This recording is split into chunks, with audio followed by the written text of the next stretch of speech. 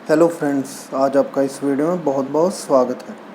आज मैं आपको इंटरप्रिटेशन ऑफ स्टैट्यूट्स के अगली सीरीज़ में मैं आज आपको इस वीडियो में क्लासिफिकेशन स्टैट्यूट्स की क्या क्या होती है उसके बारे में पढ़ाऊँगा।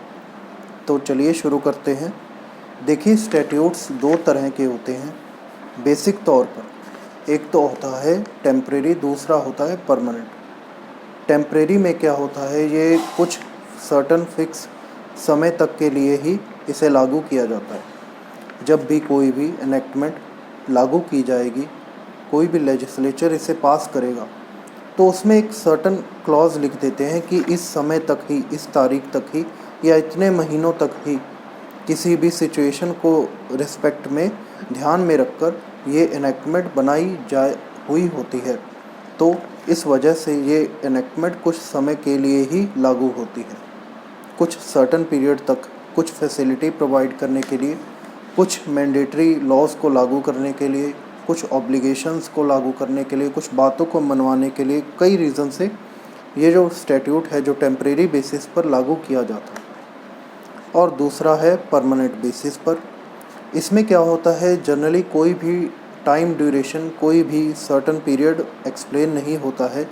ये अनलिमिटेड पीरियड के लिए ही लागू किया जाता है। और जो ये परमानेंट स्टैट्यूट है उसमें ये ज़रूरी नहीं है कि ये परमानेंट होने से, इसका कोई सर्टन टाइम फिक्स ना होने से ये अनचेंजेबल हो जाए, ये नहीं है।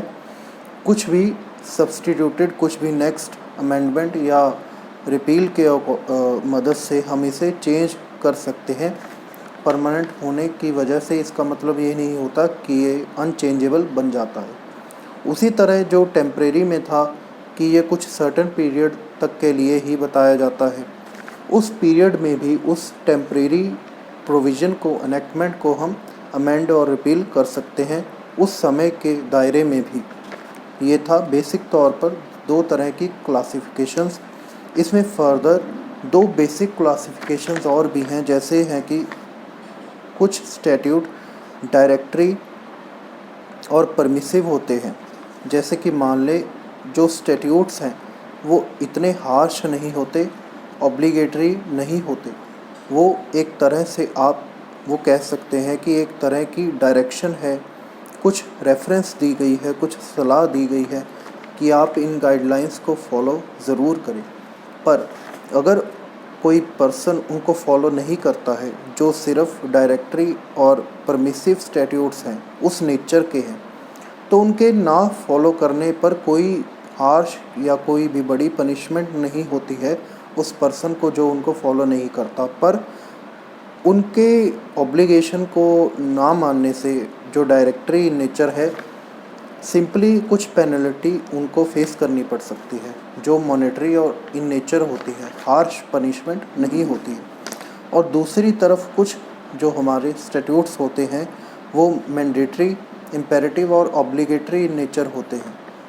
उसमें क्या होता है कि उनकी जो एनफोर्समेंट है काफ़ी स्ट्रिक्टली की जाती है, जिनको मानना हर सिटीज़न के लिए, हर व्यक्ति के लिए ज़रूरी होता है। अगर वो व्यक्ति और वो सिटीज़न उनको नहीं मानता, उनकी ऑब्लिगेशन को पूरा नहीं करता, तो उस पर हार्श पनिशमेंट भी इम्पोज की जाती है, क्योंकि ये मैंडेटरी इन नेचर हैं, इनको मानना ज़रूरी है, ये आपके भले के लिए ही हैं। तो ये जो चार बेसिक क्लासिफिकेशंस थी मैंने आपको बताई, ये दो कैटेगरीज़ में थी, ये बेसिक इन नेचर हैं। इसके आगे मैं आपको अलग अलग तरह के जो भी स्टैट्यूट होते हैं उनकी कैटेगरीज़ बताऊंगा। इस वीडियो में इतना ही था। आपका देखने के लिए बहुत बहुत शुक्रिया।